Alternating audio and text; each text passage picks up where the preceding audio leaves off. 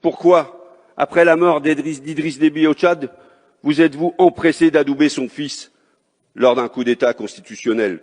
Pourquoi le coup d'État en Guinée, qui a remplacé le président Alpha Condé par un ancien soldat de la Légion étrangère française, le lieutenant-colonel Doumbaya, n'a été condamné que du bout des lèvres par la France? Sans parler du troisième mandat inconstitutionnel d'Alassane Ouattara en Côte d'Ivoire, votre complice de toujours. Pourquoi seul le coup d'État au Mali a été sanctionné par la CEDEAO?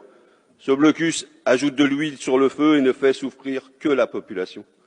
Pourquoi le président Macron se permet de convoquer, c'était l'expression employée, les chefs d'État du G5 Sahel au sommet de Pau le 13 janvier 2020 pour les obliger à prêter à nouveau allégeance à la France?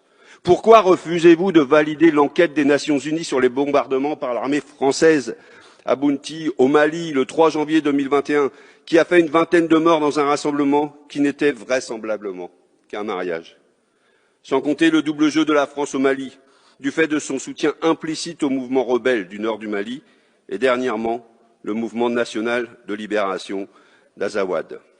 Du fait également de la promotion acharnée de l'accord d'Alger, rédigé sans le peuple malien, qui ne correspond en rien à ses aspirations et qui menace l'intégrité territoriale du Mali.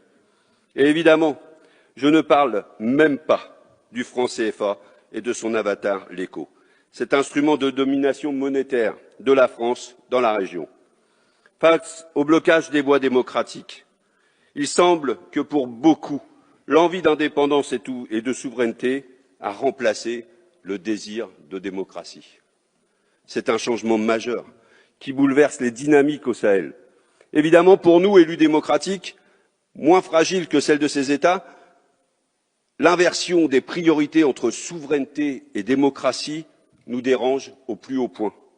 Mais il faut reconnaître qu'au Sahel, dans une zone où les entreprises françaises sont très influentes, où l'on paie en francs CFA et où les autocrates sont validés par Paris, la notion d'indépendance, la notion de souveraineté prend souvent la forme de défiance envers Paris.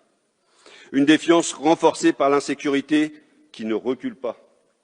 Pour preuve, il y a 9 ans, au début de l'opération militaire française, les djihadistes et autres entrepreneurs de violence étaient présents sur 10% du territoire, alors qu'aujourd'hui, près de 90% du territoire malien est classé en zone dangereuse.